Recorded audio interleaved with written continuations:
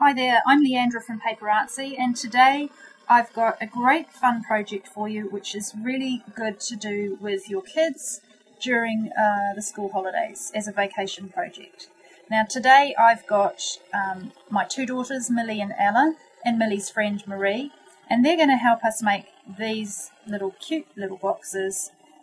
They are really dinky and nice as gifts, and you can see that we've all done one slightly different to each other. So join us in this video and have some fun making your own cute little boxes. Materials that you're going to need for this project, first of all, is going to be a small box. We're also going to use some cut and dry foam for applying paint. This is a soft squishy foam. We will need a sanding block, and the three main ingredients for the metal project are black cardstock, red line humungo tape, and silver aluminium or metal. You're going to need to cut 3 pieces of metal. The first piece is going to fit on the lid of the box, and of course you need matching humungo and cardstock to go with that. For the inside of the box, we're going to decorate and put some metal inside these little niches. So what I've decided is to use one long piece of metal so that we can decorate the whole piece of metal, cut it in half, and put half in each of these sections. I'm really keen to put some strips of metal around the edges. So rather than deal with 4 little tiny fiddly bits, what we're going to do is, again, one piece of metal. It's the same width as the top of the box, right? So it's going to fit nicely in there. You've got 2 choices for decorating this metal. And the 2 choices for decorating the metal are, we can either run it through the Cuttlebug. So we would use folders that are very simple patterns, something with a repeat pattern so that it doesn't look upside down or downside up. You know, it doesn't matter which way round you use the folder. So that's option A, is you can run the metal through the Cuttlebug. Option B is to use molds. We have a variety of molds, and the metal is going to fit really nicely onto these. So there's all different kinds of patterns. Some of them are outie molds where the pattern is raised, and some of them are innie molds where you push down into the pattern. If you're going to work with the molds, then you'll also need a paper stump and a Teflon tipped pointy tool to refine the pattern. So the first step when we're working with wood is usually to base coat this piece of wood with some colour. The colours that we've got today are Ranger Dabbers, we've got Pebble, Pool, Stream and Juniper. These 4 colours work really nicely together. Now we love distressing metal once we have textured it, so the Stream is a really nice colour to distress your metal with. So I would probably start by base coating with one of these paler shades. Now all you need to do is take a dab of the paint, so unscrew the lid, pour a bit of paint. I always water mine down. I must say it's not normally this runny, but I like it to be really runny. So I usually water down my dabbers so that they are nice and thin. And then just pick up a bit of the paint with your cut and dry foam and just start applying it to the outside of the box. We're only going for sort of like a whitewashed effect. So you're just going to lightly base coat the whole thing inside and out using your cut and dry foam. So when you're getting into those tiny corners, just load up your dabber, your cut and dry foam, and then just squeeze it into the corners and the paint will get right in the little corners.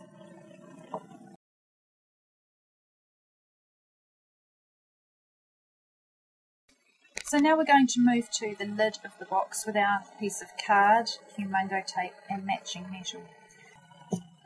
Now, there's a trick to getting the tape and the metal all lined up nicely. We're doing what's called a tape sandwich.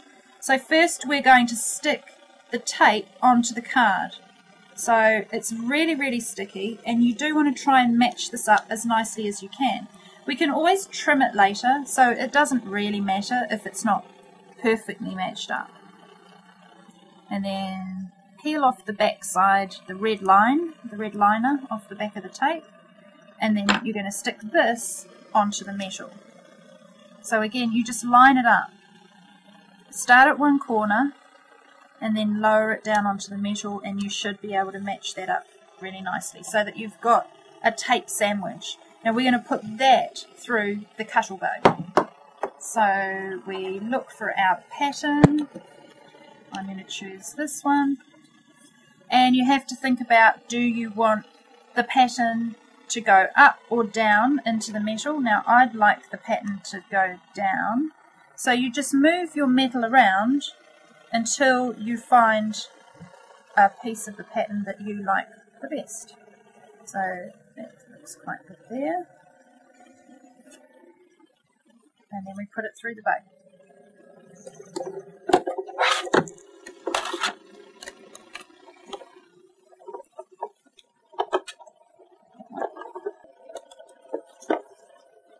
So when we take it out, we've now got the pattern is nicely etched down into the metal. Now we can do the same for all the other pieces of metal. So you do exactly the same procedure.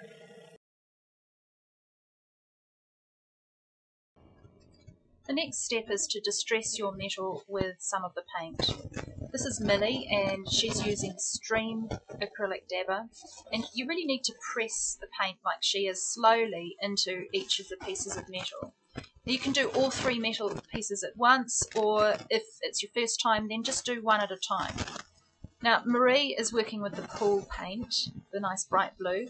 Her metal is an uppy design, all the image is raised. So she's going to have a slightly different distressed effect to Millie, and Millie's is recessed, the design is going down. So when you look closely at Marie's here, she's just now starting to wipe off the excess paint. And you can see the paint grabs in and around the designs because she's got an uppy design. And she's just gently swiping off the excess paint. Now here's Millie's. It's the innie design, as we call it, where the metal is recessed. And again, she's swiping the excess off the top areas. Now she decided that hers looked a bit thin, so she's now applying a second coat. She didn't like that it was a little bit patchy looking. So she's doing it again.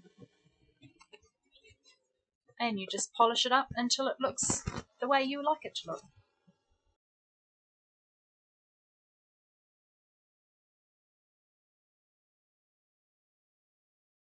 Ella's going to be using glimmer mists on hers. She's got a design that's popping up, so she's spraying it with a juniper coloured glimmer mist. Put loads on Ella. You want to really fill it. If you're using glimmer mist, it needs paint to stick to. So by spraying on top of the layer of paint, when she dries it off with the heat tool, the glimmer will stick to the painted areas much better than it would just to metal on its own. So Ella's dried her glimmer mist, and now what she's going to do is just sand the tops of the flowers so that it really stands out a little bit more. By sanding the metal, it also creates more of a brushed aluminium effect rather than the really shiny.